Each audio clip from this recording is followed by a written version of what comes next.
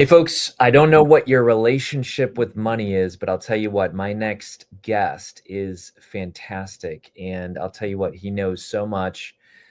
He calls it the Efficient Family Office, and I have the great joy and privilege to be his publisher. But the moment Michael shared this concept with me, I was immediately hooked. So, Michael, tell us a little bit about yourself and the Efficient Family Office. Yeah, thanks, Kary. Great to be here with you, and great work you did. It was a pleasure to work with you. Awesome. I would say that the genesis of the book is on a few levels. One is that our industry is changing drastically.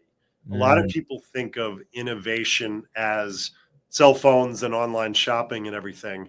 What the general person, the general public doesn't really recognize is that wealth management and finance has been equally impacted mm, and impacted in a positive way. And so, wow. give me an example. When I came into this business just under 30 years ago, it took me a tremendous amount of time to do research, trading, portfolio reporting. That was really the job that the client hired you to do. Mm, Today, many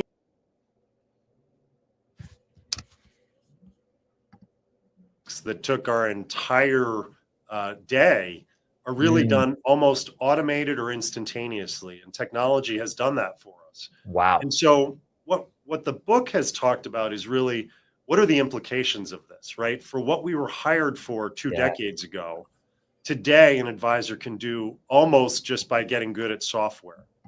really. So what has really happened is that the advisors that are at the top of their game Mm, have taken this advantage and not said, "Oh, that's mine. That's for my profitability. That's for my bottom line."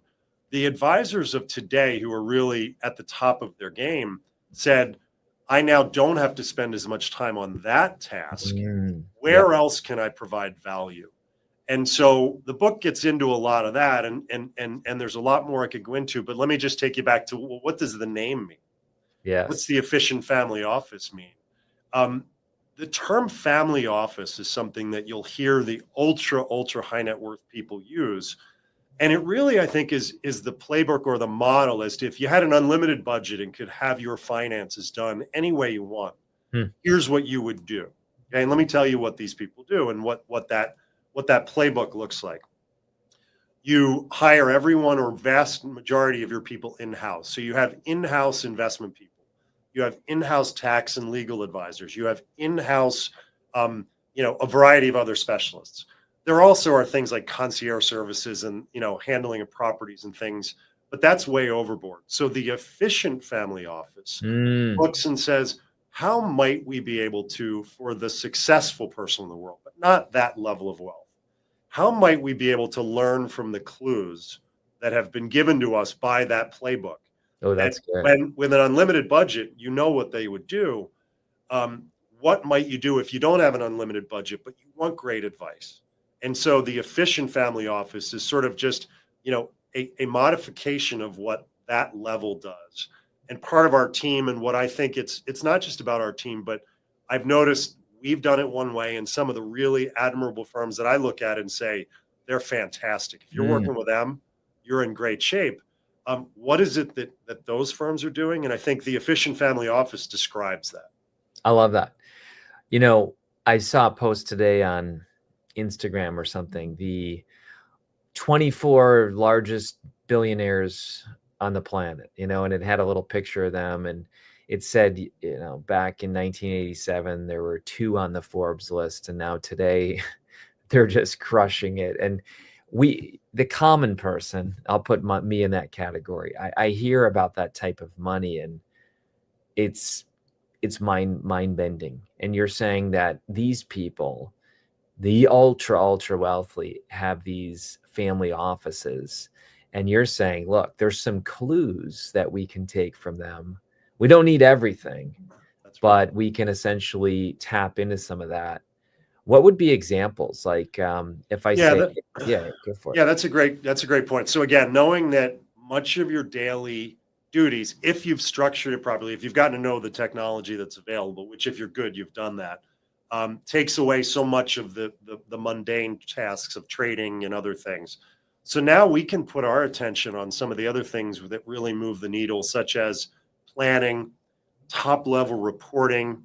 And what we really consider our secret sauce is collaboration of all of the areas of your wealth, sort of Oh, coordination of everything, which means, okay, I don't have $1 billion, but you know what? I've been successful.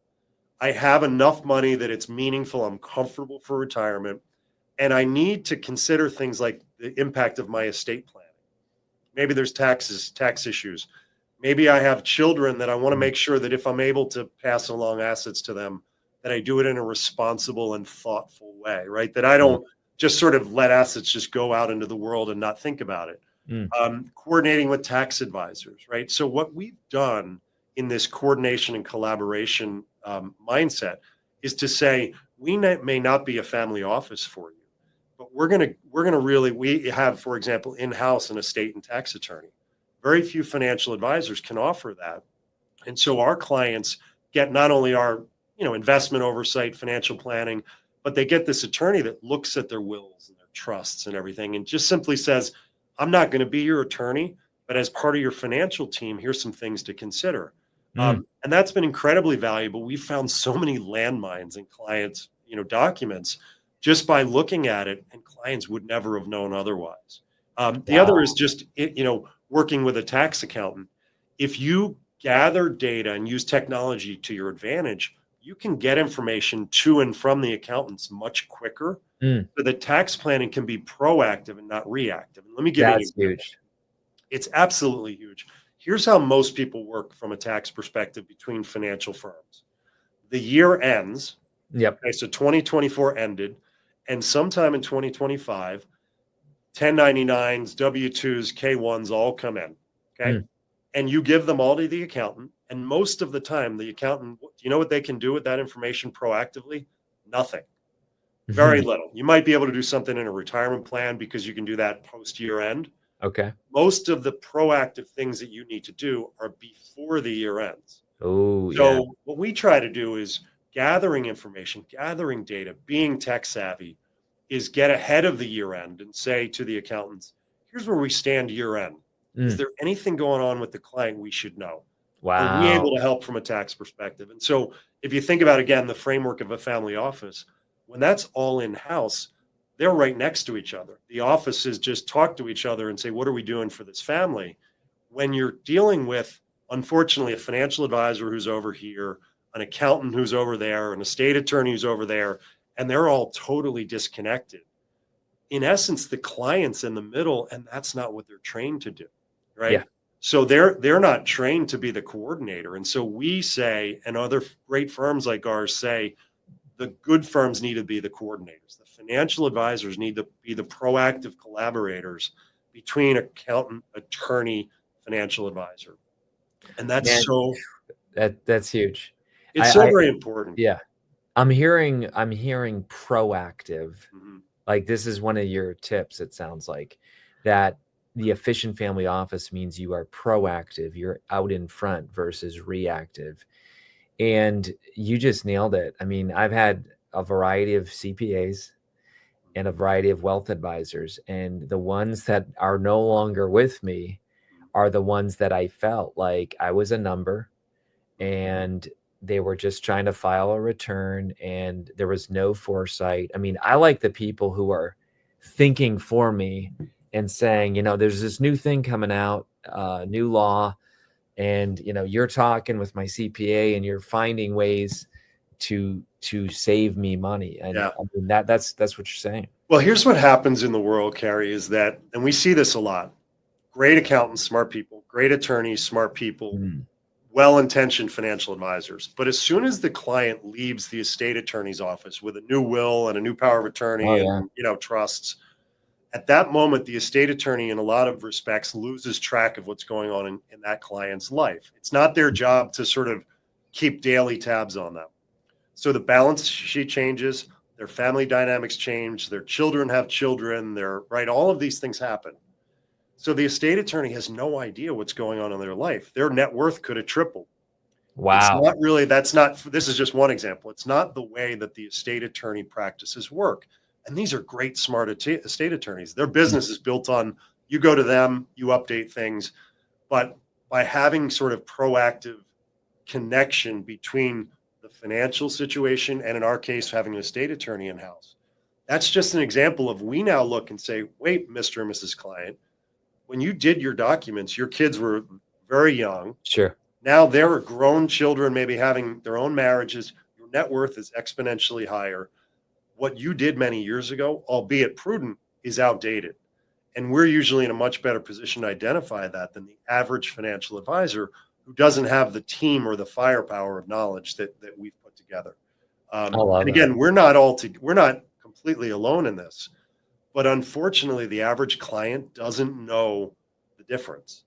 One of the biggest frustrations in my business is that I talk to people all the time, and I know when I'm talking to someone and they tell me their situation, I know what the level of advice they're getting, right? And I know it's probably here, and their net worth justifies that they should have this level of advice. Wow. And the truth is, they just don't know the difference. So one of my motivations in writing the book, Kary, is that when people get sort of, or have success, they develop, again, when I'm talking financial success, there's a lot of types of success, but when they have financial success like this, and they're trying to figure out how to optimize it and how to really do what's best for their financial situation, the problem is they don't know what to look for. And so one of my frustrations is that the general public, doesn't know the difference between an advisor who gives very thin and shallow and surface level advice, and other advisors who really do things like the efficient family office. And so I really believe it's interesting. People then try to educate themselves on finance, right? And say, oh, I'm going to become an expert in this. I actually wrote the book because what I think people's best process should be is to actually educate themselves on how to pick an advisor, educate themselves on what advisors could and should do today. And I think that's one of the biggest pieces that I think clients could get from the book, is not, oh, well, this is going to teach me about the S&P 500. This is going to teach me about how to invest or something. Yeah. It's actually much more about, this is how we should pick an advisor, because picking an advisor is the biggest and most important task that you can do. So, that's really one of the premises for me of the book, which is, if you know how to pick an advisor, then you know the differences.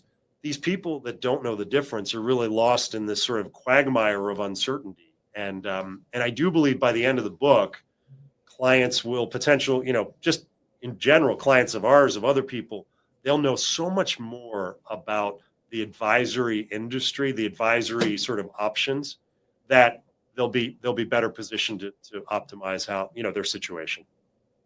Well, I jotted some notes here before we chatted, and one of those is that, what are the questions that you should ask your current advisor or a new one? Because I think those questions are going to help you determine, like, I'm with the wrong one, or here's what I'm looking for. What should we be asking? Yeah.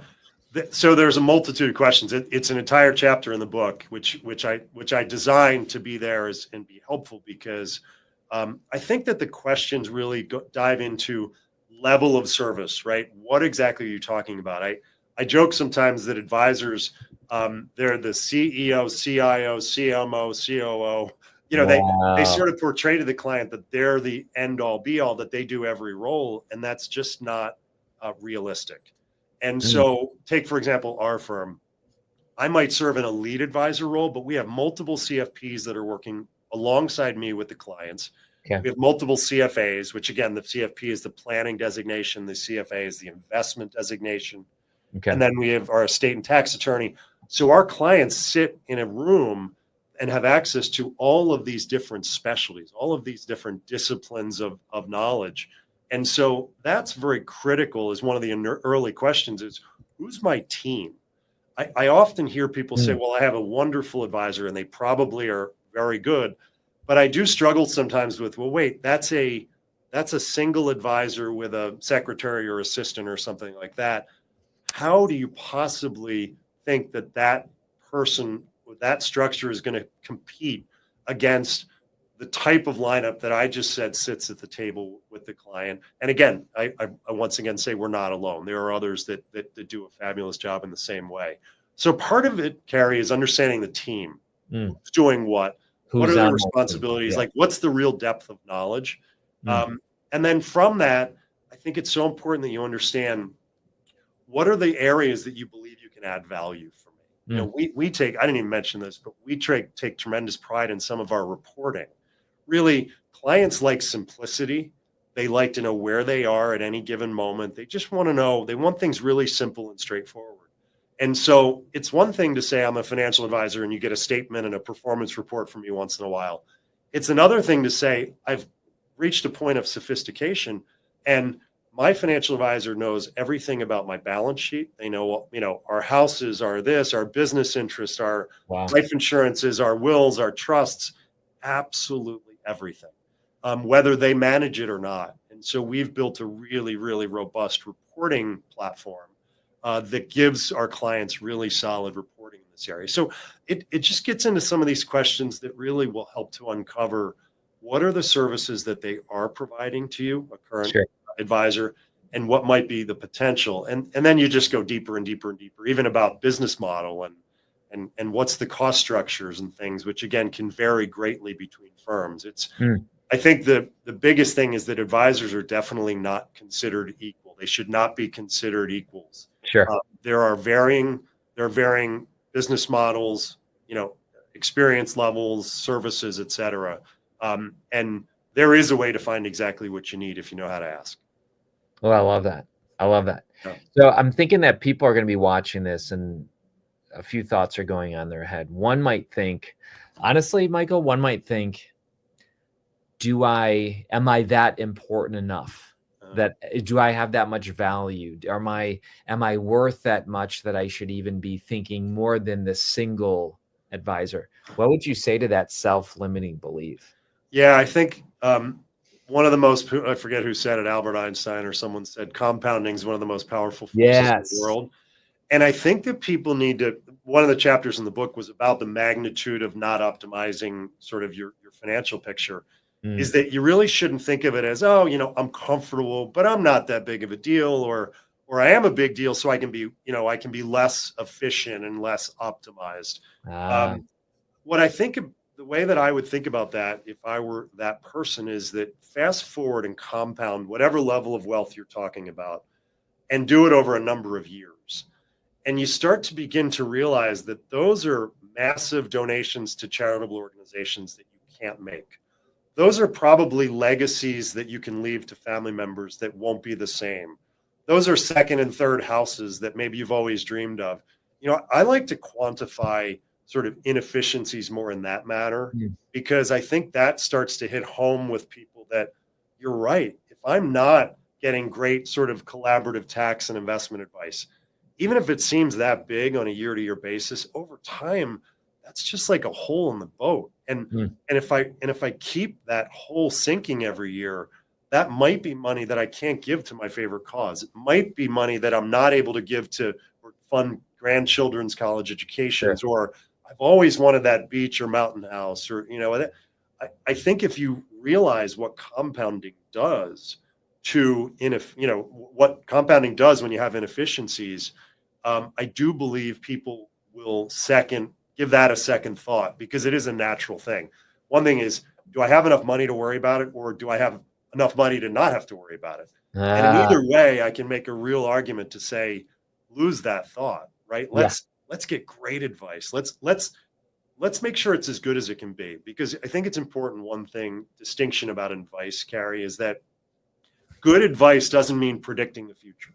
Good advice doesn't mean crystal ball with what the stock market's going to do. Sure. I sit here today and I say I have no idea what the stock market's going to do tomorrow, right? And any good advisor will say the same thing. However, I also say that with our firm, we will report better, as good as anyone. We will coordinate with your estate and tax advisors as good as anyone. Right. And we'll make sure that your life feels as simple, as confident as possible. And that's success, right? And I can tell you that when you do that, that is when you will ensure that you are dealing in an optimized, most efficient manner. Oh, Again, I I love use that word optimized a lot. Yeah. It's not perfection. But it's not allowing sort of just good enough to be good enough. Yeah. Because if you can do better and you can do it in the right areas, why wouldn't you? I love that. Listen, we got about 2 minutes left, but as we land the plane here, I love the subtitle, What You Should and Can Build, why you should and can build your own financial dream team like the world's wealthiest families. I caught it. The world's changed. No longer can a wealth advisor spend time, valuable time, doing what tech allows us to do fast.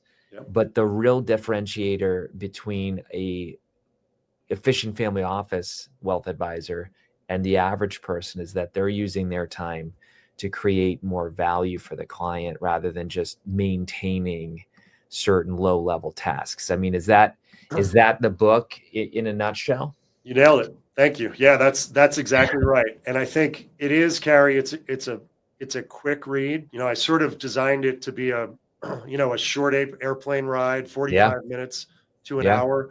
So it's not full of investment language and advanced lingo. It's for the and that's on purpose. I wanted to be really user friendly. And but you nailed it. It really is. The world's changed. Great firms have changed. I think we've done a good job with it. There's many firms that I admire that I've seen their work, and I think that it's a mindset of the financial advisory firm, and it should be a mindset of the client. I think that's ultimately what it should be: is go find it, go find the firms that are doing a really good job. Because if you're stuck in status quo, which is a lot of people, a lot of advisors, you are going to miss out on what could be available to you, folks. You can't afford not to get the book. Let me just say that again. There's a cost for not knowing this knowledge, and it has exponential compounding effect. So go ahead, invest in your future, invest in your legacy. Michael McDermott is here, and the Efficient Family Office. I'm going to put his website up one more time because I just think it's fantastic. You'll see that he is actually embodying exactly what we're talking about here. And right here is your beautiful team. And the website is literally, I want to have you pronounce that because I want you to say exactly. Yeah, Cathmere. It's Cathmere. Yep. It's a street I grew up on, Kary. Oh, I love it. Cathmere.com. On the website, you'll see even the Efficient Family Office. They have all different types of I love it, man. This is so good. So thank you, Michael, for writing this book. I think that you've expanded my view today. You've given me questions to ask some of my team, and thanks for being here. Yeah, it's great. It was a treat working with your team too. You awesome, top notch. So thanks for having me on. All right, folks, get the book today. We will talk to you.